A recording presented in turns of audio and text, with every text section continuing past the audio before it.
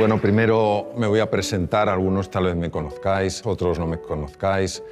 Soy Mario Alonso Puig. Mi trayectoria fundamentalmente está muy basada en la medicina, en la cirugía, 26 años en quirófanos en distintos países y siempre muy marcada por el interés de cómo un médico puede verdaderamente conectar con otro ser humano y ayudarle a hacer frente a desafíos que a veces son francamente serios. Mi formación fue una formación muy técnica, muy científica, que yo completé buscando qué podía hacer que la comunicación, qué podía hacer que la conversación activara mecanismos en el cuerpo que favorecieran la curación. Topé con una ciencia que estaba en sus orígenes, la psiconeuroinmunobiología, que estaba empezando a investigar esto, cómo la mente, a través del sistema nervioso y del sistema endocrino, puede afectar nuestro sistema de defensa, que es el sistema inmune. Aquello me llevó a profundizar en otros campos, el liderazgo, la comunicación, y de alguna manera a tomar perspectiva sobre nuestra forma de tratarnos unos a otros, nuestra forma de hablar unos con otros, nuestra forma de entendernos a nosotros mismos, a los demás y al mundo. Y si bien la medicina es una ciencia apasionante, el ser humano es la cuestión infinita. Empiezas y nunca acabas. Bueno, mi interés por la educación es mi interés por sacar del ser humano lo que verdaderamente tiene dentro. Yo no creo que ningún ser humano esté llamado a la mediocridad. No lo creo, realmente es que no lo creo.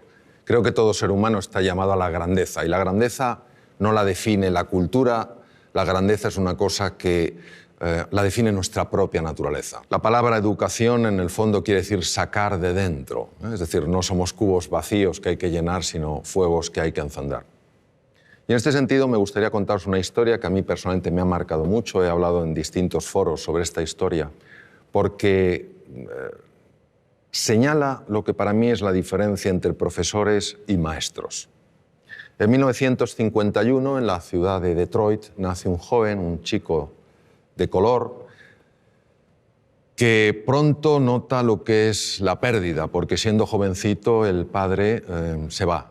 Y se queda la madre, una mujer que no tenía estudios, una mujer que, bueno, se había dedicado a cuidar de sus hijos, y se ve con esta situación, con la situación de que tiene que sacar adelante una familia sin que en ese momento entrara ninguna ayuda económica.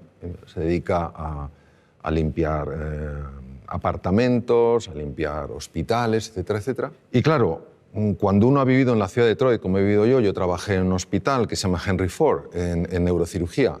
Cuando uno ha vivido en la ciudad de Detroit, pues se da cuenta que Detroit puede ser una ciudad apasionante, pero en ciertas épocas de la historia ha sido una ciudad bastante complicada.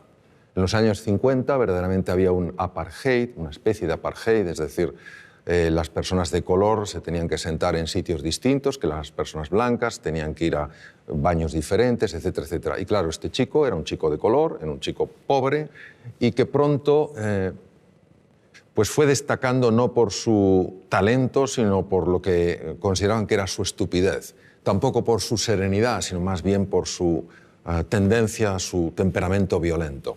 Cualquiera que hubiera tenido, digamos, una bola de cristal habría imaginado que este chico habría acabado sin duda en un penal en los Estados Unidos, si no muerto en un combate entre bandas enfrentadas. Pasaba sus ratos, se olvidaba de su triste condición viendo programas de televisión, hasta que un día su madre decidió que iban a ver menos televisión y se iban a dedicar más a leer libros. Y les obligó a leer libros yendo a la biblioteca pública de Detroit, ya que ellos no tenían dinero para comprar libros, y el joven Benjamin, empezó a enamorarse de los libros. Un buen día llega al colegio. Quiero que entendáis que en el colegio este niño tenía las peores notas, su performance era francamente lamentable, las notas eran pésimas y lógicamente en poco tiempo sería expulsado del colegio. Pero había un profesor, el profesor de ciencias, que verdaderamente era un maestro. Él creía que en todo ser humano hay grandeza, que en todo ser humano hay potencial y que la misión de un maestro es ayudar a que ese potencial se despliegue y florezca. Pero no conseguía que este chico de alguna manera respondiera a los distintos intentos que había hecho para que ganara confianza en sí mismo. Un día el maestro aparece con una piedra muy rara, la levanta delante de la clase y pregunta, ¿qué es esto? Se produce un silencio porque nadie sabe lo que es eso, salvo una persona, que ya os imagináis quién era, Benjamin. Pero Benjamin era el tonto de la clase. La primera pregunta es ¿por qué lo sabía Benjamin? Benjamin lo sabía porque en la biblioteca pública se había dedicado a leer libros de ciencias y por casualidad o sincronicidad, quién sabe, había encontrado libros sobre minerales y había una foto de esa piedra. Pero ¿vosotros pensáis que el tonto de la clase se atreve a hablar? No, porque tú mismo ya matas la respuesta antes de que nazca, es imposible. Si no lo sabe el resto, tengo que estar equivocado aunque parezca que estoy en lo correcto. Pero el profesor sostenía en la roca. De verdad que nadie sabe lo que es esta roca. Y tímidamente el joven Benjamin alzó la mano. Cuando una persona solo ve el performance y solo enjuicia a los demás, es muy fácil decir, venga, Benjamin, ¿cómo lo vas a saber tú?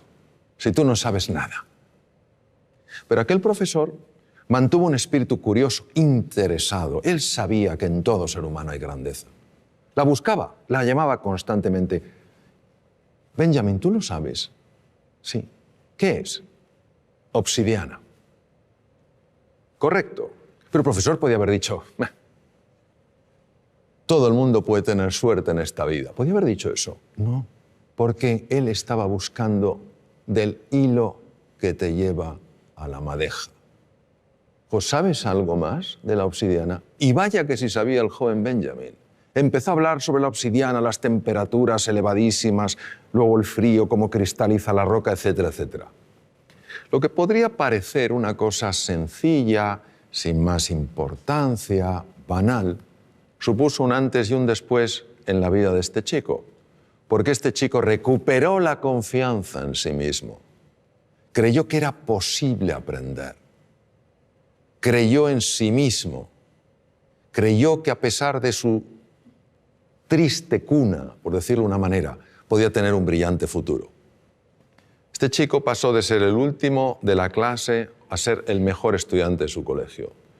Hizo realidad su más profundo sueño, que era absolutamente imposible, ser médico. Se convirtió en el mejor neurocirujano infantil de la historia, profesor Ben Carson. Ben Carson en 1987 hizo una operación de separar a dos gemelos siameses unidos a nivel craneoencefálico. Todas las cirugías que se habían hecho hasta aquel momento para separar lo que se llama un craneopago, esta malformación craneoencefálica, todas los niños habían muerto en la mesa de quirófano. En esta operación, en 1987, intervinieron 70 profesionales de la medicina y duró 22 horas. Los dos niños salieron adelante, vivieron y estuvieron bien y sanos. Él aplicó técnicas especiales de cirugía cardíaca a la neurocirugía. A nadie se le habían ocurrido. Entonces, lo que os quiero transmitir es esto. Es un ejemplo de cómo en todo ser humano hay potencial, en todo ser humano hay grandeza.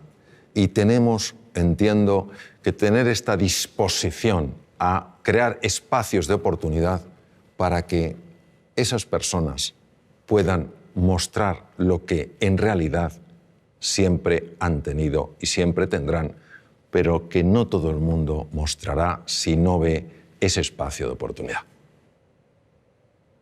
Por favor. Hola, Mario, soy María. María. Como educadora, creo que la motivación es necesaria para el aprendizaje. Y tú dices que hay 6 motivaciones fundamentales para una persona. ¿Podrías hablarnos de ellas?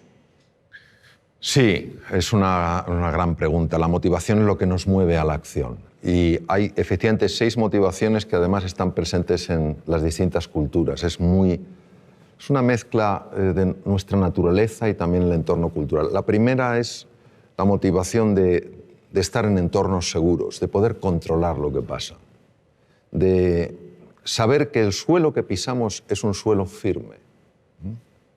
La segunda es una motivación de sentirnos reconocidos, sentirnos valorados, de tener un cierto estatus.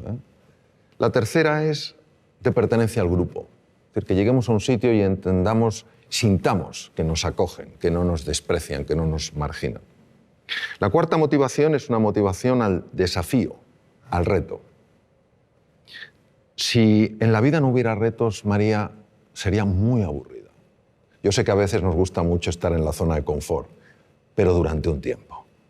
Al cabo de un tiempo no hay quien lo aguante. Entonces ese reto, ese desafío es una motivación importante. La quinta motivación es la de crecer, mejorar y progresar. Y la sexta es la de contribuir al bienestar de otras personas, el tener una vida con propósito. Lo más importante son las motivaciones fundamentales que nos mueven dentro de las 6. Si una persona toda su fuerza la lleva a la aventura, la lleva al descubrimiento, al reto, y sin embargo no cuida un poco la motivación de la seguridad, pues a lo mejor se puede meter en aventuras insensatas, ¿no? Entonces hay un equilibrio natural que hace que las personas nos mantengamos de alguna manera en una línea razonable. Cuando alguna de ellas toma una preponderancia o una significancia demasiado grande, es cuando podemos tener ciertos problemas. ¿Le respondí, María? A ti. Hola, Mario. Soy Lorenzo y soy maestro. Y veo que hay jóvenes en la familia y en la escuela que todavía no han descubierto sus talentos, ni siquiera saben que tienen talentos. Entonces, la pregunta es, ¿cómo podemos captar esos talentos y cómo podemos potenciarlos? Fíjate, si nadie se ha dado cuenta, ni en la familia, ni en la escuela, que ese joven tiene talento, yo diría que el problema no está en el joven, está en la familia y en la escuela. Es decir, eso es lo primero que tenemos que ver, que todos tenemos la responsabilidad de buscar el talento, de conectar y de ayudarle a florecer. Pues fíjate, el talento, una forma de descubrirlo es curiosa. El talento viene muy marcado por algo que se te da especialmente bien, pero es tan natural en ti que nunca le has dado importancia. Nunca le has dado importancia. Porque para ti es natural, fluye.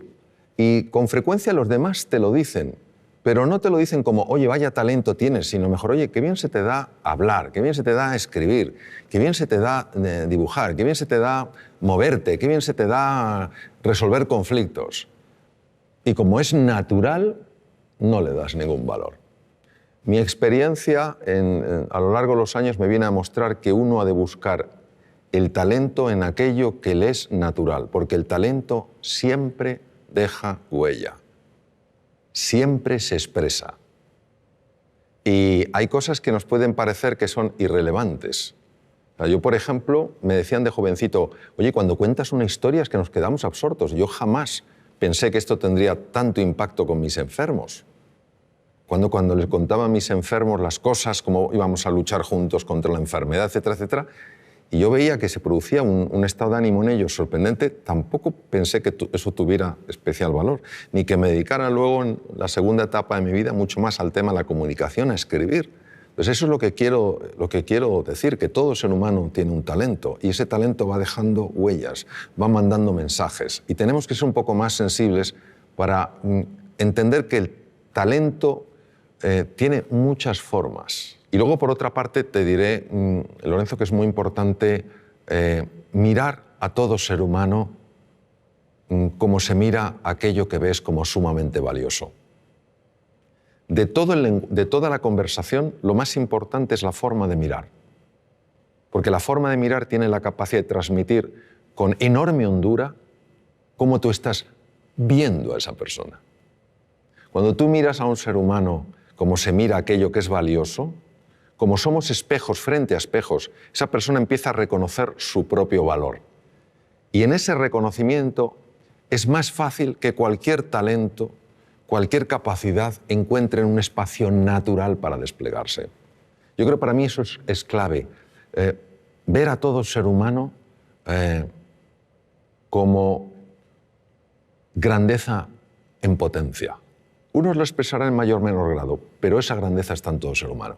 Hola Mario, mi nombre es Antonio, soy maestro de educación primaria Y mi pregunta es la siguiente. En alguna entrevista mencionas a Gandhi, que sabemos que era abogado de formación, pero nunca ganó ningún pleito. Pero, sin embargo, podemos decir que llegó a cambiar el mundo. Entonces, ¿nos podría explicar este ejemplo y, sobre todo, cómo aplicarlo al ámbito educativo? Sí, la historia de Gandhi es una historia verdaderamente, yo diría, sorprendente. Gandhi padecía lo que se podía llamar una enorme timidez, una timidez profundamente limitante. Como tú has comentado, él se formó como abogado en Inglaterra, ejerció en Bombay y no ganó ningún pleito. Un abogado tiene que tener una buena retórica, tiene que tener una buena capacidad de comunicación. No la tenía. Tuvieron un problema, un familiar que vivía en Sudáfrica, tuvo un problema legal y consideraron la familia que si el joven Mohandas, su nombre es Mohandas, Mahatma quiere decir alma grande, Mohandas Gandhi fuera allí, a lo mejor en el camino se espabilaba, como cuando se manda a un hijo o a un sobrino que se va al extranjero, a ver si con el aire se espabila. Y entonces, ¿qué pasa? Que algo le sacudió profundamente la injusticia que vio. Y este es un punto clave, porque cuando el corazón de un ser humano es tocado con tal nivel de impacto, el cerebro empieza a operar de una forma radicalmente distinta. Entonces Gandhi fue un hombre que ya ni siquiera movilizaba a la gente por su capacidad de comunicación, su simple presencia ya movilizaba. ¿Qué nos quiere decir esto? Nos quiere decir un poco pues lo que hemos estado hablando antes, que no cabe duda que el elemento genético cuenta, ¿cómo no va a contar? No es el definitivo.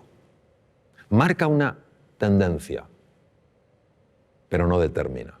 Influye, pero no determina. ¿Qué ocurre? Que para que uno dé la vuelta a esa tendencia tiene que tener una fuerza, una motivación. Antes preguntaba María por la motivación. Una motivación lo suficientemente potente para que el cerebro empiece a trabajar de una manera radicalmente distinta. Es lo que te diría. Por eso nunca hay que dar a nadie por perdido. Imaginemos que hubieran dicho, este Mohandas, que no sabe ni siquiera hablar en un juicio. El ser humano siempre nos va a sorprender. Es lo que te diría yo. Y enhorabuena por tu profesión porque es preciosa. Y a la edad en la que tú intervienes, el impacto es impresionante. Impresionante. Mi nombre es Pablo y te quería preguntar ¿cuál es para ti la clave de la educación? Querer a los niños. Para mí la clave de todo en la vida es querer. Querer a las personas con las que estás, quererte a ti, querer a la vida, querer a la naturaleza, querer el progreso, querer el bienestar, es querer. Porque si tú quieres, vamos a suponer que estamos hablando de educación infantil, si tú quieres a un niño, harás todo lo que esté en tu mano para ayudarle a salir adelante. Si tú quieres a un enfermo y le quieres de verdad y no sabes hacer una operación quirúrgica determinada, buscarás a una persona que la haga mejor que tú. Es querer. Donde el ser humano entiendo que tiene un desafío es en el querer, pero en el querer de verdad a la otra persona. Querer que salga adelante, querer que florezca, querer que sea plenamente feliz. Y cuando esto se ha aplicado en entornos como la medicina, los enfermos están más sanos. Cuando se aplica en la empresa, la gente es más feliz. Cuando se aplica en la universidad, se aplica en el colegio, se aplica en la escuela, los niños tienen mejores resultados. Para mí esa es la clave. Querer y, si me dijeras, y otra, creer. Creer. Y es fundamental que entendamos que creer, la fe, no es un acto del entendimiento, es un acto de la voluntad. O sea, si fuera el entendimiento, ¿para qué necesito la...? Si lo veo, pero elijo eso. Elijo tratar a las personas como si todas tuvieran potencial, aunque no lo hayan expresado. Y eso se transmite con la mirada, se transmite con el gesto, se transmite con la respuesta que tenemos ante el error, la respuesta que tenemos ante el acierto, el acompañamiento que llevamos a cabo. Creo que a veces complicamos mucho las cosas. Creo que lo verdaderamente valioso es tremendamente sencillo. Y yo creo que son cuatro principios que si se aplican, querer a las personas, creer en ellas, valorarlas y potenciarlas. Si hacemos eso, a mí personalmente me parece que todo funciona. Si no les queremos, no creemos en ellos, no les valoramos y no les potenciamos, pues yo creo que tenemos otra historia. Yo soy padre de 2 hijos, cada uno diferente. El cociente intelectual solo influye en un 8% aproximadamente del éxito en la vida. ¿Qué es el otro 92%? ¿Cómo conseguimos el otro 92%? Bueno, vamos a ver, Juan. Cuando se habla de porcentajes, hay que entender que siempre hablamos de forma aproximada. Eso es como cuando a veces me dicen, oye, Mario, ¿es verdad que solo se utiliza el 1% del cerebro? Digo, ¿es que acaso conocemos cuál es el 100%? Si no conocemos cuál es el 100%, no podemos saber lo que es un 1%. Pero hay muchos estudios que avalan lo que tú has dicho. Es decir, el test de cociente intelectual, que se llama corrientemente de coeficiente intelectual, lo correcto es de cociente intelectual, fue creado en 1912.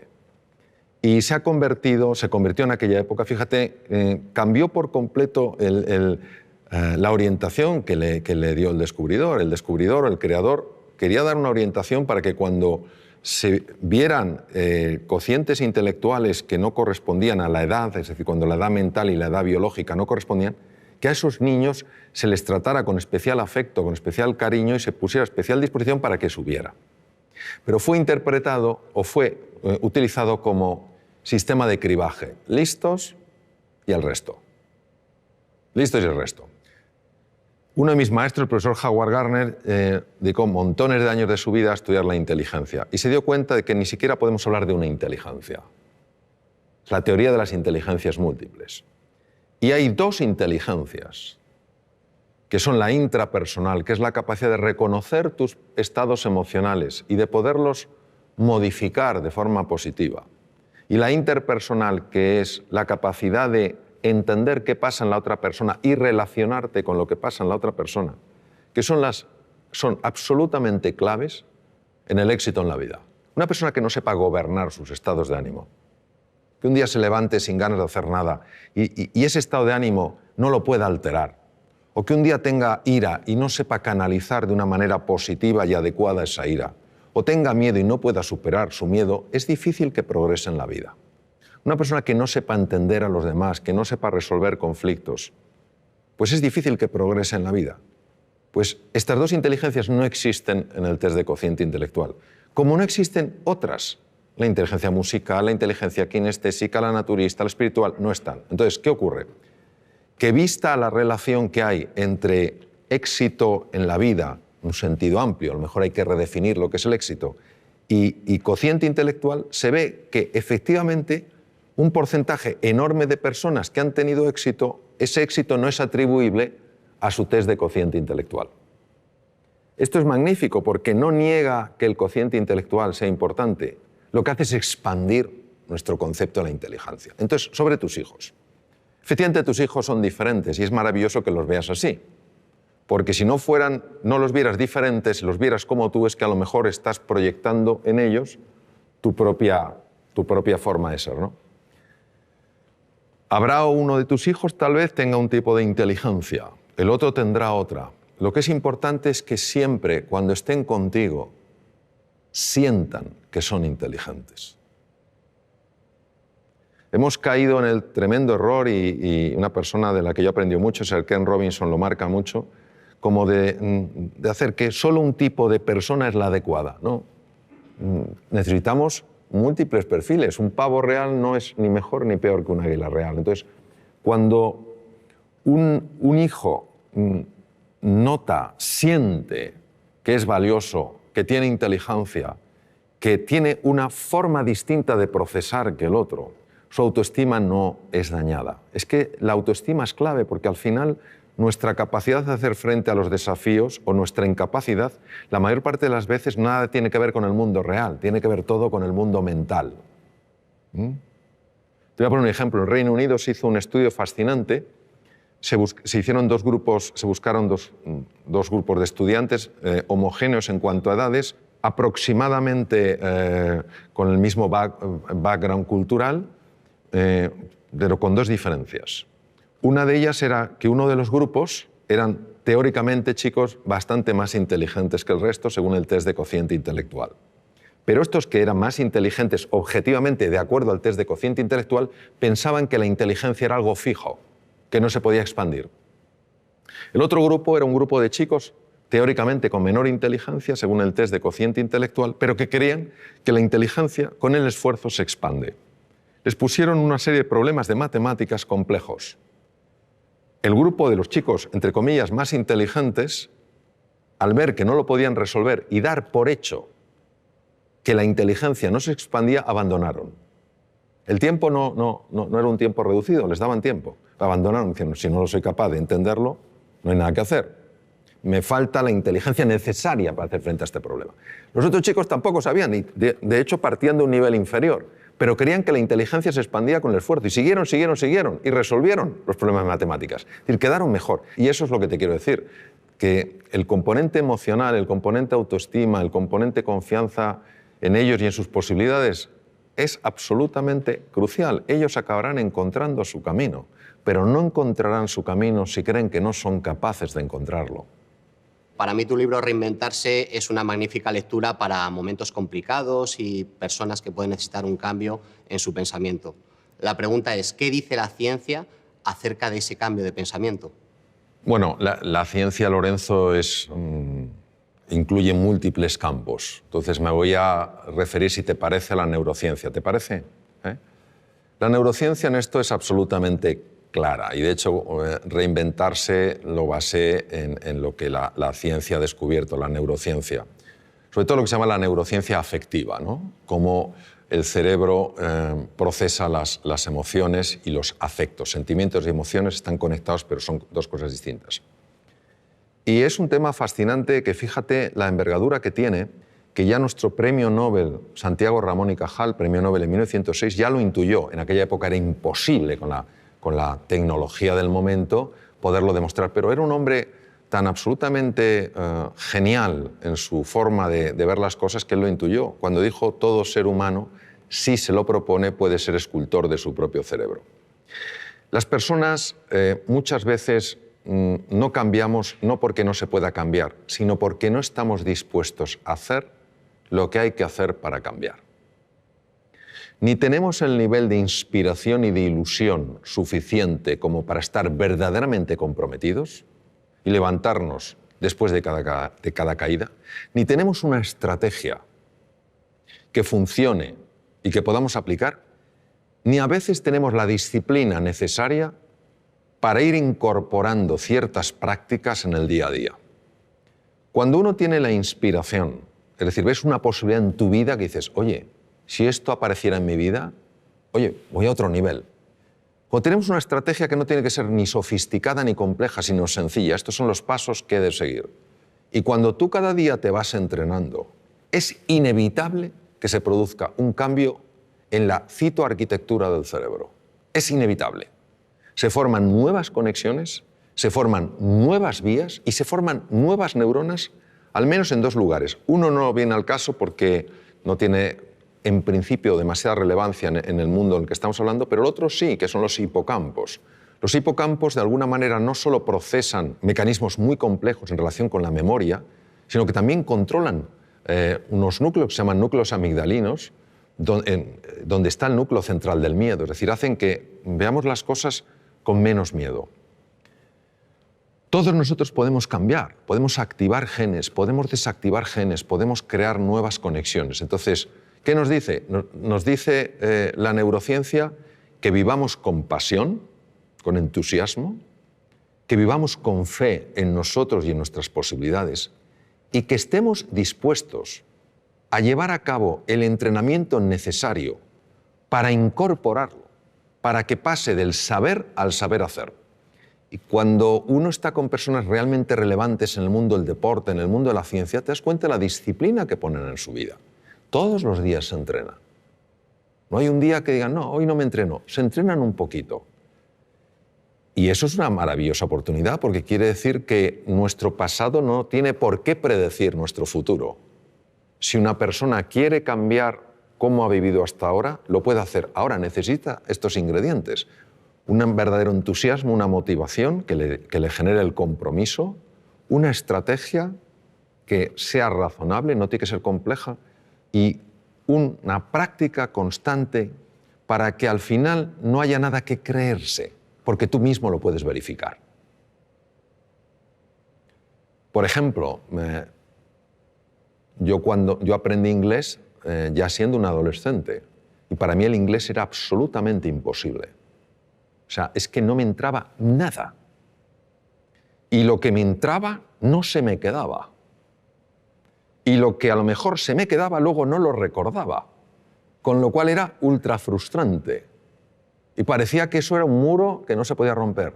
Sin embargo, yo tenía una enorme ilusión porque sabía que si yo aprendí inglés, yo tenía un buen expediente académico, si aprendí inglés, a mí la Facultad de Medicina me podía becar a distintos hospitales del mundo. Y eso fue mi pasión. ¿Qué estrategia tenía? Pues en aquella época, yo ya tengo mucha juventud acumulada, en aquella época había un libro que era muy básico, no había sistemas tan avanzados como el Vaughan y todo esto, había un sistema muy básico que era un manual y me ponía a leer las lecciones. 10 minutos todos los días, con esa pasión y con la ilusión de que se me quedara algo. Y pasó un año, me presenté al primer examen y claro, ellos me preguntaban en inglés y yo contestaba con el libro. Entonces, claro, se me acaba diciendo, pero este hombre nos contesta una cosa distinta. Pero es lo que yo tenía. Entonces, claro, pero yo seguí y al año y medio se me abrió la cabeza y empecé a absorber el inglés como si fuera una esponja marina. Hoy casi me manejo también en inglés como en español. Entonces, lo que te quiero decir es que si fui capaz de romper ese muro partiendo de la incapacidad absoluta de entender, o sea, no es que para mí el inglés fuera difícil, es que era imposible. Pero que necesité una inspiración. Estuve 2 años, 10 minutos todos los días, de forma ininterrumpida, ni siquiera cuando me dolía la cabeza, estuve enfermo con gripe, catarro, etc., nunca lo dejé. Entonces, claro que se puede cambiar, ahora estamos dispuestos a hacer ese esfuerzo, pero tiene que ser algo realmente ilusionante. Y ahí, obviamente, hubo un cambio en la estructura cerebral clarísimo, porque si no es incomprensible. O entre medias me hicieron un trasplante cerebral y yo no me enteré. Es también una posibilidad. Hola Mario, soy Adelaida. Como madre de 2 hijas, nos ocupamos en casa de decirles que son queridas, a pesar de que no se coman toda la comida que tienen en la mesa, a pesar de que cometan equivocaciones, incluso a pesar de que discutimos y peleamos. El caso es que tienen dificultades cuando se enfrentan a situaciones nuevas. Entonces, ¿cómo podemos hacer nosotros como padres para ayudarles a que se enfrenten a esos miedos? Pues viendo que nosotros nos enfrentamos a los nuestros. ¿Sabes lo que pasa? Yo también tengo 3 hijos y resuena mucho conmigo o resuena mucho en mí lo que dices tú. Es difícil que los hijos aprendan valentía de los padres, porque les queremos tanto que nuestro miedo a que les pase algo, nuestro miedo a que sufran, nuestro miedo a que lo pasen mal, hace que muchas veces tomemos una actitud hiperprotectora. Y a veces son amigos suyos, otros familiares, los que dicen atrévete, prueba esto, etcétera, etcétera. Entonces, yo te diría, en relación a tu pregunta, es decir, como madre, ¿qué puedes hacer? Bueno, en primer lugar, entender que es normal que nuestros hijos se den golpes, es normal que nuestros hijos experimenten frustraciones y es normal que experimenten dolor, si no, no hay crecimiento. Y a veces los tenemos un poquito entre palmitas, como que no le pase nada, no vaya a sufrir. No. Yo lo que te diría es que hagas 3 cosas.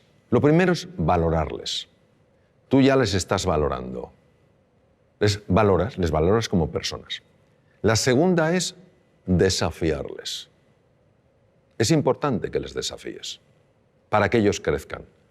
Y la tercera es acompañarles. Es decir, que muchas veces no se sientan solos en el desafío. Hay desafíos que verdaderamente para todo ser humano y en unos niños el que corresponde a su edad, da mucho miedo. Si se sienten acompañados, lo cual no quiere decir llevarles de la mano, si se sienten acompañados se atreven mucho más.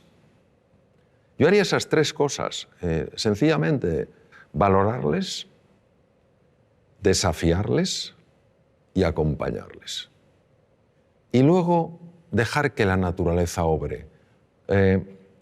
La realidad y el mundo real, al menos como yo lo veo, es mucho más benevolente que el mundo mental. El mundo mental nos monta unas historias. Yo creo que es experiencia de muchos, si no de todos los que estamos aquí, como cuando alguna cosa nos ha dado miedo y hemos dicho, tengo que hacerlo, y lo hemos dicho, pero si no era para tanto. Si no era para tanto. El miedo tenemos que verlo no como un oponente, sino como un compañero imprescindible para crecer. Cuando una persona siente miedo, estamos hablando de los miedos habituales, no estoy hablando de ante el depredador. Cuando una persona siente miedo es porque está tocando las barreras, los límites de su zona de confort. Y esa es la llamada para estirarse. Esa es la llamada para crecer. Toda la magia está fuera de la zona de confort. Todos tenemos miedo. En una ocasión, un piloto, hace muchos años, en norteamericano, los mejores pilotos de Boeing 747, los Jumbo, le preguntaron qué sentía al despegar con 400 pasajeros. Y él dijo, miedo. Y el que entrevistó dijo, Dios mío, ¿pero cómo puede tener usted miedo? Así que dijo, no, yo tengo miedo, que no es lo mismo que el miedo me tenga a mí. Cuando yo tengo miedo, tengo un nivel de atención, un nivel de alerta, un nivel de eficiencia que no tendría si para mí fuera algo banal, estaría mucho más despistado. Ahí estoy atento. Pero el miedo no me tiene a mí, es decir, yo no estoy en pánico. Es completamente diferente. Entonces ese puntito tenemos que verlo. Y luego que vean en ti también, como yo procuro, con mis errores, por supuesto, que vean en mí que hay una coherencia entre lo que decimos y lo que hacemos. Porque al final nuestros hijos no van a hacer lo que les digamos, van a hacer lo que vean. Hola Mario, mi nombre es Fernando y soy director pedagógico en un colegio. Mi pregunta está relacionada con el micromundo que es siempre un aula. ¿Por qué es tan importante el estado de ánimo de alumnos y profesores en el proceso de aprendizaje y qué estrategias podemos utilizar para conseguir que ese estado de ánimo sea el óptimo? Me gusta especialmente de tu pregunta que incluyas tanto alumnos como profesores, porque creo que es importantísimo valorar el estado de ánimo del profesor. Un sistema educativo que no valora el estado de ánimo del profesor, creo que se equivoca profundamente. El profesor es el elemento más importante del sistema educativo. No es la tecnología, no es el aspecto de las aulas ni el tamaño de los campos deportivos. Es el profesor. Y si un profesor ha perdido el ánimo, ánimo es alma, se ha desanimado, es importante ayudar a esa persona a que recupere el ánimo porque, primero, es una profesión importantísima. Segundo, porque lo necesita para estar bien y lo necesita para enseñar bien. E igual pasa con el alumno. Si un alumno ha perdido el ánimo, es muy difícil que pueda captar nada. ¿Por qué es tan importante? Nosotros somos hijos de Descartes. Y Descartes, filósofo del siglo XVII, padre de la filosofía racionalista, obviamente fue un hombre muy brillante. Sin embargo, dijo algo que penetró mucho en el inconsciente colectivo y vivimos de acuerdo a aquello. Él hablaba de que había procesos mentales, res cogitans, y elementos físicos corporales, res extensa, y que no se comunicaban prácticamente. Esto nos ha llevado a pensar que el aprendizaje, el conocimiento, pues es una cosa fundamentalmente intelectual, cognitiva, y el elemento emocional era un tema de pasada. Si estabas a gusto, bien, pero tampoco afectaba. Uno de mis maestros, Antonio Damasio, escribió un libro precioso con un gran componente científico, se llama El error de Descartes, donde claramente muestra que si tú aboles, dañas la parte emocional, inevitablemente estás perturbando y dañando seriamente la parte cognitiva. Cuando se estudia la neurociencia afectiva se ve que una persona, por ejemplo, que haya perdido el ánimo, que esté desilusionada, que esté desesperanzada, que se sienta impotente, no tiene el mismo riego cerebral que una persona que se sienta con ilusión, que se sienta con ánimo y se sienta con ganas. Las zonas más anteriores del cerebro, lo que se llaman áreas prefrontales, que son esenciales en el mantenimiento de la atención, en la memoria, en el aprendizaje y en la creatividad, son muy dependientes del estado emocional. Por eso una persona entusiasmada, con un proyecto, ilusionada, que se siente a gusto, acompañada de gente que cree en ella, etcétera, etcétera, es una persona mucho más inteligente, mucho más creativa y mucho más emprendedora. La misma persona, si le cae el ánimo, si se siente incapaz, etcétera, no importa si es capaz o no, no ejercitará esas capacidades porque las tiene abolidas. El cuidado del ánimo, del estado de ánimo, en alumnos y profesores es clave. Entonces, a veces nos embelesa la tecnología. Y está muy bien la tecnología. El elemento esencial siempre será el profesor y su relación con el alumno. Siempre, afortunadamente, será un elemento humano. Esto será insustituible. Entonces, por eso me parece clave. Cuando uno sabe que esto es importante, lo puede cuidar. Entonces, ¿qué se puede hacer? Lo que se puede hacer es, sencillamente, crear un espacio de verdadera escucha donde las personas, sin ningún tipo de miedo, puedan transmitir lo que sienten y lo que necesitan y no tener que ocultárselo. Y si un profesor dice, he perdido el ánimo, es importante creer en esa persona, valorarla, desafiarla y acompañarla a que lo recupere. Si ni siquiera esa persona transmite que ha perdido el ánimo, porque no siente que hay un espacio dispuesto a escuchar eso, ¿cómo la vamos a ayudar? Si un alumno en un momento determinado se siente desanimado, qué importante es que pueda transmitírselo a un profesor para que le ayude. Tenemos un concepto absolutamente obsoleto de lo que es la inteligencia, lo que es la creatividad. Creemos que son capacidades fijas. El propio Daniel Goleman hizo un estudio en un barrio de Boston. Yo ejercí como cirujano en Boston. Un barrio que se llama Roxbury, que es un barrio muy complicado. Niños con cocientes intelectuales muy bajos. Empezó a ilusionarles, empezó a motivarles, empezó a hacerles creer en sí mismos y en sus posibilidades. Pasado unos meses, les volvieron a hacer un test de cociente intelectual, que lo lógico es que hubieran sacado la misma puntuación y algunos sacaron 20 puntos más. Entonces, lo que no podemos es creer que el ser... Qué bien lo decía Ortega y Gasset. Decía, el ser humano no es un participio, sino un gerundio. No estamos hechos del todo, sino que nos vamos haciendo. La inteligencia se va haciendo, la creatividad se va haciendo, todo se va haciendo. Y la conexión es el ánimo que tienes, la ilusión. Pues curiosamente esto, a pesar de toda la investigación que hay que lo refuerza, sigue siendo en muchos medios una rareza. Es como una conversación que no se tiene. Parece que estamos en el siglo XVII. Que hemos avanzado mucho tecnológicamente, pero no tenemos el tipo de conversación que a lo mejor podríamos tener para tocar temas de esta envergadura. Y no hay nadie que no tenga momentos con el ánimo caído y necesite que alguien le ayude a levantarlo. Si lo podemos expresar con confianza, si podemos abrir nuestra vulnerabilidad sin sentirnos en peligro, es que todos ganamos. Eso es lo que yo te diría. Hola, Mario.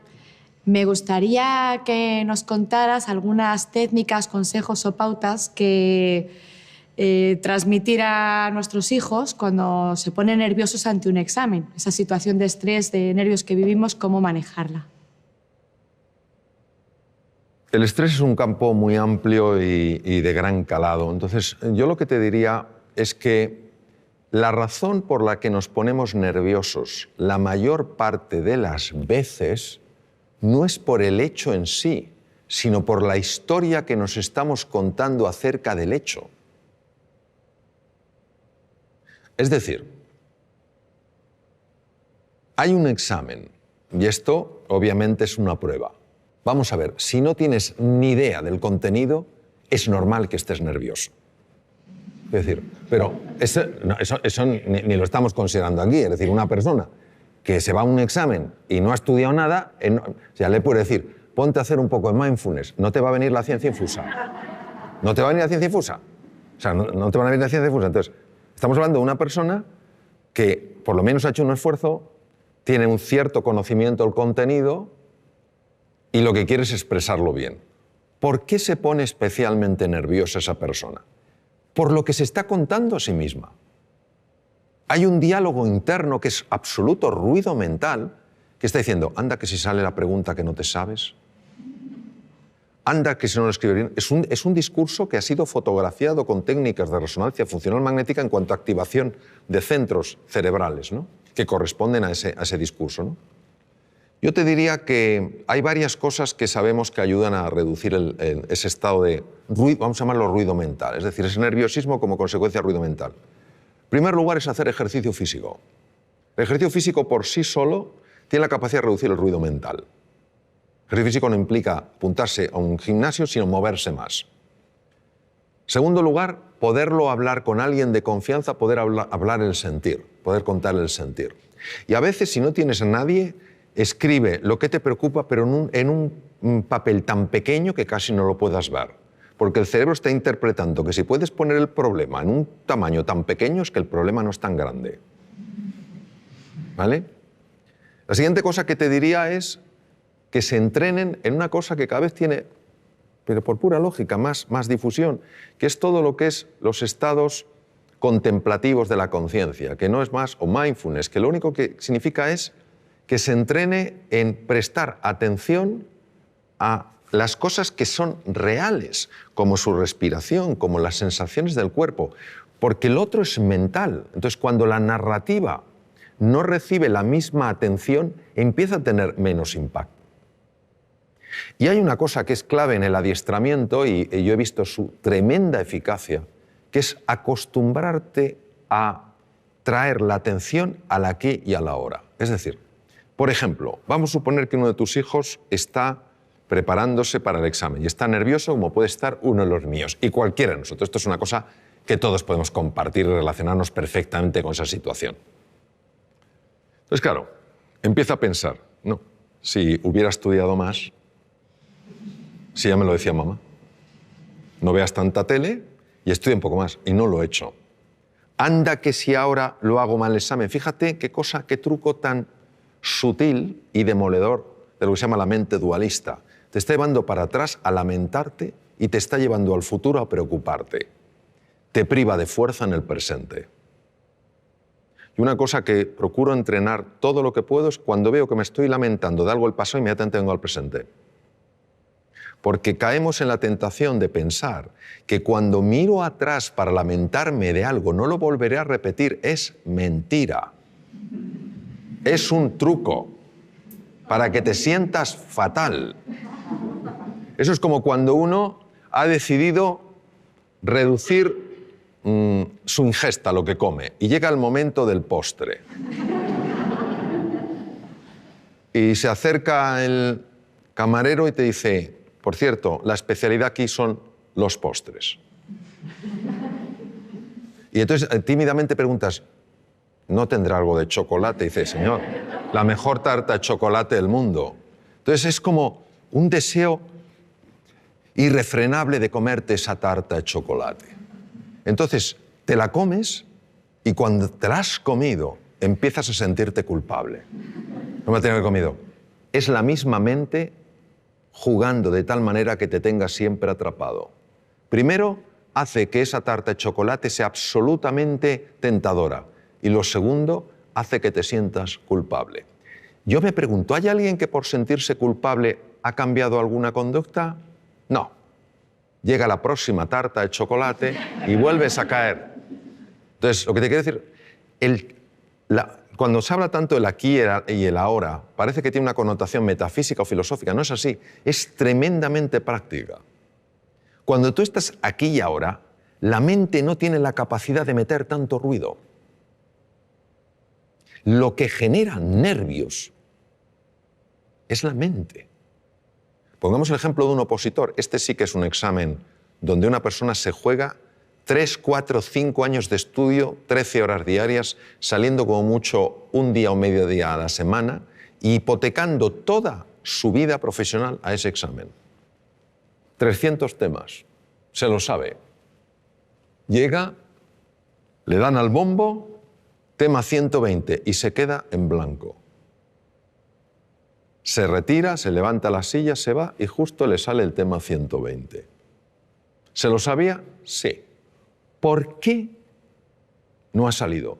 Porque la narrativa ha empezado a decirle, nunca serás notario. Ese es el problema. Es un entrenamiento. Porque hay que ir en contra de un condicionamiento mental previo. El tema es, ¿cuánto nos va a costar? Yo no creo que esa es la pregunta. La pregunta es hasta dónde nos puede llevar. Hola Mario, soy María.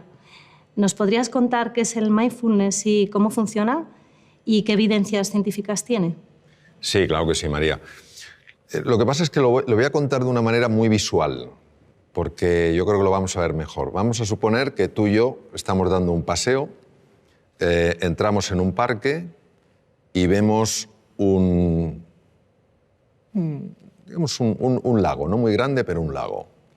Entonces nos asomamos a ver qué hay en el fondo del lago y si el lago es profundo o no lo es. Pero no podemos ver el fondo. ¿Por qué no lo vemos, María? Porque está el agua turbia. Muy bien. Una de ellas es que el agua esté turbia. Si el agua está turbia, no podemos ver el fondo. Y si el agua no estuviera turbia, sino que fuera absolutamente cristalina, ¿por qué no vemos el fondo? Pues a lo mejor no vemos porque ese agua está agitada. Vamos a suponer que conseguimos que ese agua se serene, que ese agua se tranquilice. Entonces podemos ver el fondo, que puede tener una gran profundidad, ¿verdad? ¿Y qué hay en el fondo? En el fondo puede haber grandes tesoros, ¿no? Me permito recordar que algunos de los mejores tratamientos oncológicos que hay en la actualidad se han obtenido de esponjas marinas. Hay grandes tesoros, grandes oportunidades y también podemos ver cosas pues, que no tendrían que estar ahí. Plásticos, basura en el fondo del mar que está haciendo daño a la naturaleza, ¿correcto? Eso es lo que hace el mindfulness. Nuestra mente está agitada y como está agitada, no vemos nuestro potencial, ni tampoco vemos aquello que nos está lastrando.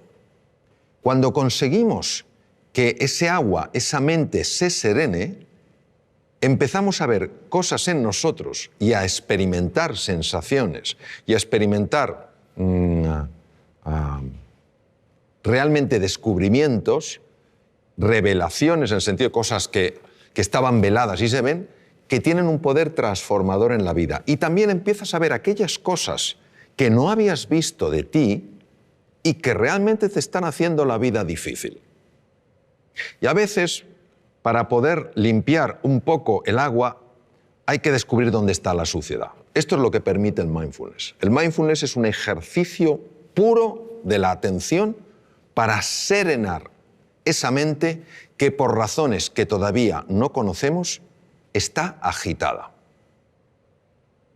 Y como está agitada, no podemos reconectar con nuestro potencial oculto, ni sabemos por qué tantas cosas que son pequeñas nos alteran de una manera tan grande. El mindfulness ya está descrito en la literatura india desde el Bhagavad Gita de hace 3.500 años, cuando Krishna le dice al príncipe Arjuna, la mente es difícil de manejar como el viento, y cuando cerca del Nepal el príncipe Gautama Siddhartha, Sakyamuni Buda, el primer despierto según el lenguaje sánscrito, descubre que el dolor es parte de la vida, pero el sufrimiento lo genera este movimiento de la mente. Y que la forma de combatir ese sufrimiento es estabilizar la atención, alejándola de esa narrativa, de esa rumiación constante, de ese ruido que nos impide reconectar con lo que somos. La evidencia científica, pues mira, la evidencia científica es aplastante. Aplastante tanto en la neurociencia contemplativa, que es la que se dedica a estudiar el efecto en el cerebro de los estados meditativos, como en la fisiología cardíaca, en la endocrinología, en la neurología. Es que, fíjate, detrás de muchísimas enfermedades, por no decir de todas, hay un factor que puede pesar más o menos y que es la ansiedad. La ansiedad es generada por el ruido mental. La Universidad de Harvard es pionera en el mundo estudiando esto. Entre el 60 y el 90% de las consultas a médicos generales tienen como uno de los factores clave emociones perturbadoras. Vivir en la ansiedad, vivir en la desesperanza, todas estas cosas. Entonces, eso es lo que hace el mindfulness. A nivel de cerebro, pues por ejemplo, a nivel de cerebro unas cosas que hace es reducir el volumen de la amígdala.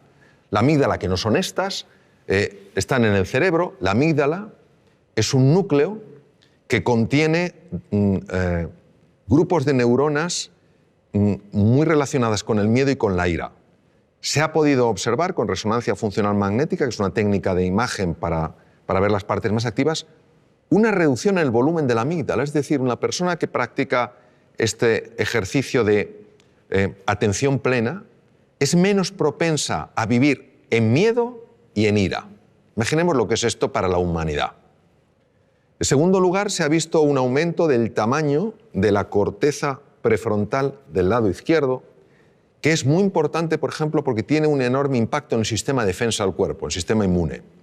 Otra cosa que se ha visto es que un sistema que se llama sistema red neuronal por defecto, que es la que hace que estemos distraídos, empieza a amortiguarse y otra red, que se llama red ejecutiva central, es mucho más activa, es decir, favorece que te des más cuenta de lo que pasa. Esto es importante, por ejemplo, para reducir la incidencia de accidentes.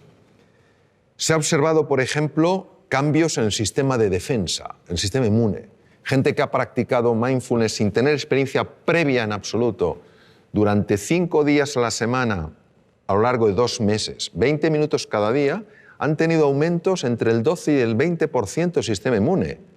Alguien dirá, pues eso no es mucho. Ah, que te suban el sueldo un 12, un 20%. Mirad lo contento que te pones. Claro, una subida de un 12%, un 20% del sistema inmune es que no te cojas una gripe o no te cojas un catarro, o si estás lidiando con un tumor, que tu cuerpo sea mucho más agresivo.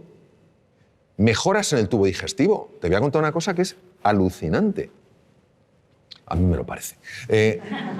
El tubo digestivo controla el 80% del sistema de defensa del cuerpo. Está ahí. El tubo digestivo constituye otro cerebro, complejísimo, con 500 millones de neuronas. Cuando una persona está súper-tensa, cuando una persona está llena de ansiedad, empieza a producirse el paso de sustancias feas, quiero decir, nocivas, desde la luz del intestino delgado y a veces del colon, a la sangre. Y pueden dar lugar a procesos inflamatorios generalizados que ya se están empezando a relacionar como uno de los factores, uno solo, que podría tener su conexión con el Alzheimer, por ejemplo. Hace más difícil el control de la glucosa. Es alucinante. Entonces, cómo el mundo emocional, perturbado por una mente agitada, acaba afectando todo el cuerpo. Hay estudios, por ejemplo, la aplicación de mindfulness a personas que están diagnosticadas de esclerosis múltiple, que es una enfermedad degenerativa del sistema nervioso, y se reduce la aparición de brotes, evoluciona por brotes. Son menos intensos. Se está aplicando un montón de cosas, es decir, y además por centros tremendamente serios, donde la investigación no es cuestionable ni anden buscando especiales resultados, sino que están muy bien controlados. Lo que pasa es que esto, que tiene 3.500 años de antigüedad, solo le hemos dado una credibilidad cuando una serie de científicos se ha decidido a estudiar qué ocurre en el cerebro y en el cuerpo cuando una persona entra en estos estados de enfocarse en el aquí y en el ahora. Y también nos ha ayudado a darnos cuenta de la jaula de grillos que tenemos en la cabeza. Y que es una cosa difícil de creer. Que te pasa una cosa que te disgusta por la mañana y te está rumiando hasta la noche. Pues parece que somos vacas. Y que el simple hecho de parar eso hace que el organismo, que tiene una capacidad natural de recuperación, pueda recuperarse. No hay nada mágico aquí. Bueno, sí hay mágico, que la vida es mágica. Eso es lo que hay de mágico. Pero a veces estos diálogos que tenemos bloquean la magia, no porque la anulen, sino porque no la dejan florecer. Te he oído decir que la mayoría de los seres humanos se mueren con la música dentro sin haberla oído sonar. ¿Qué quieres decir exactamente con eso?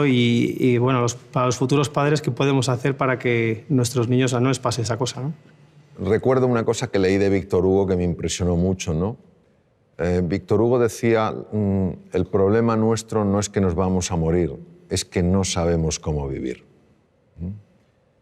Y había un filósofo danés, Søren Kierkegaard, que decía, la vida solo se puede vivir mirando hacia adelante, solo se puede entender mirando hacia detrás. En los momentos donde ya esta existencia nuestra se acaba y una persona mira hacia atrás, y lo sabemos sobre todo por los escritos de Elisabeth Kubler-Ross, que estuvo con muchas personas en esa situación, uno se da cuenta de la cantidad de cosas que podía haber hecho y no hizo. Cuando yo hablo de la música, yo creo que todo ser humano tiene música. Lo que pasa es que está acostumbrado no a oír su música, sino a oír su ruido. No tiene nada que ver el ruido con la música. Y si te das cuenta y ves una partitura, si todas las notas fueran pegadas una detrás de otra, no tendríamos música, tendríamos ruido.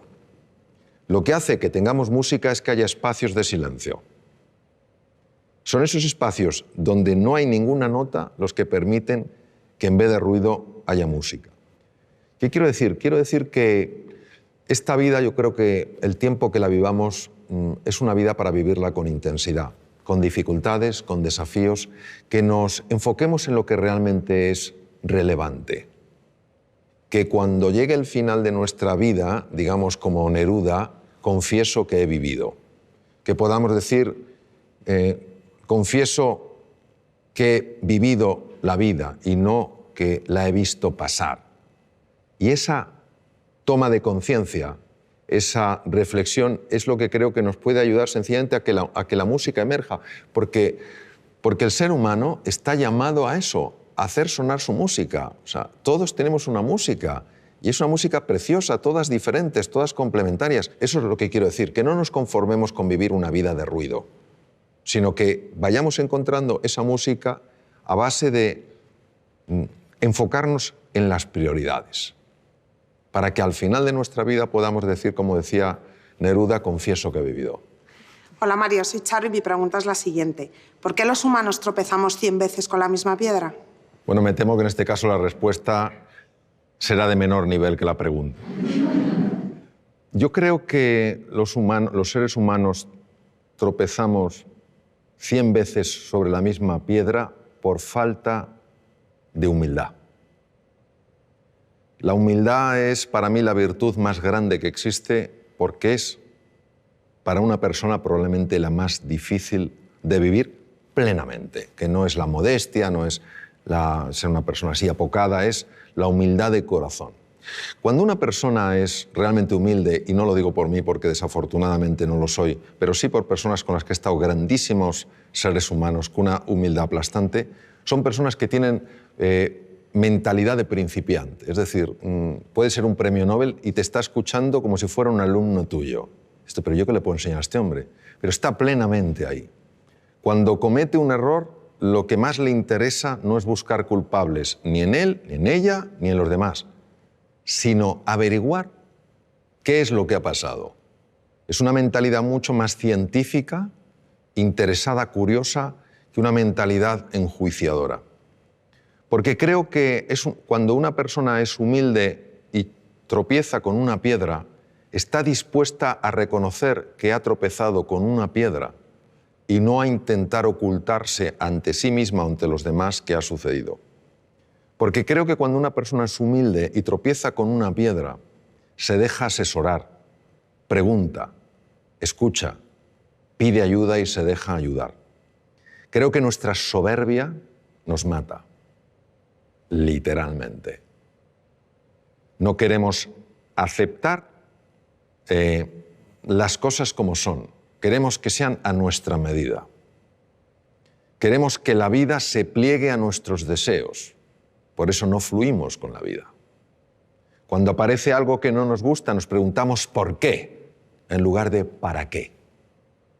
Y todo eso creo que es lo que hace que nos cueste aprender. Y si yo lo llevara a una metáfora, creo que la vida se vive en plenitud cuando el que pilota el coche es la conciencia y en el copiloto va el ego. Pero cuando el ego es el que pilota, Te puedes tropezar 100, 1000, 100.000 y nunca aprenderá. Bueno, creo que ha llegado el momento ya de terminar. Aparte de expresaros mi profunda gratitud por las dimensiones tan amplias y profundas de vuestras preguntas, pues un poco resumir, tal vez desde otro ángulo, lo que hemos estado hablando, que es que el ser humano es indivisible. O sea, una persona puede tener un hígado, pero una persona es más que su hígado. No somos casos clínicos interesantes, sino seres humanos completos. Y que la faceta física, el cuidado del cuerpo, de la nutrición, el hacer ejercicio físico es muy importante. La faceta mental, dormir bien, dormir suficiente es importante. Es más importante dormir que comer, fisiológicamente hablando. Que la faceta mental es clave, que tenemos que aprender todos a gestionar mejor nuestra mente, a enfocarnos en lo esencial, a usar un lenguaje que nos ayude, no que nos anule, a interpretar las cosas de una forma que nos permita salir adelante, no quedarnos atascados, ¿no? Que el elemento afectivo es esencial, buscar lo positivo en las cosas, más que los porqués, los paraqués, más que los esques, pues tal vez los hayques, a lo mejor más que solo me queda, pues los aún me queda, ¿no? Y que luego hay una dimensión espiritual en la existencia humana que es muy importante y que nos abraza a todos, que es la vida con propósito, es decir, que nuestro propósito no es solo experimentar la felicidad, sino ayudar a otros seres humanos también a ser felices. Decía Martin Buber, un magnífico filósofo alemán, decía que se puede vivir como si fueras el centro de una circunferencia o se puede vivir como si fueras el centro de una elipse. Qué bonito, porque la elipse tiene dos centros, tú y yo, y así es como se construyen nosotros. Yo creo que todos en la dimensión espiritual lo que estamos llamados es a construir un nosotros, a ayudarnos en este viaje fascinante que es la vida, en nuestras distintas facetas, y que la educación, se valore o no, es increíblemente valiosa. ¿Cuántas cosas no tendríamos que padecer si las hubiéramos aprendido a edades más tempranas? ¿Cuántos conflictos no surgirían si los hubiéramos aprendido a resolver en un entorno escolar cuando éramos más jovencitos? ¿Cuántos dones conoceríamos si los hubiéramos descubierto? Entonces, la educación es tarea de todos y yo creo que nuestra responsabilidad es, cada uno en la medida de sus posibilidades, ayudar a valorar verdaderamente no solo la importancia de la educación, sino la enorme importancia del maestro, la enorme importancia de la relación con el estudiante, valorar al estudiante porque es la persona que está en el momento cumbre de la vida para aprender y descubrir, y entender que esto puede dar un gran sentido a nuestra vida, porque no es solo lo que nosotros logremos, es también el legado que vamos dejando y que puede afectar a muchas generaciones. Tú cambias un sistema educativo, lo mejoras y eso puede tener un impacto como cuando tiras una piedrecita en un estanque y las ondas se extienden por todas partes. Pues eso, os animo a que cada uno, donde esté, como pueda, en la manera en que vea, viva de acuerdo a unos principios que en el fondo lo único que buscan es darle al ser humano su verdadera dignidad y su grandeza. Gracias.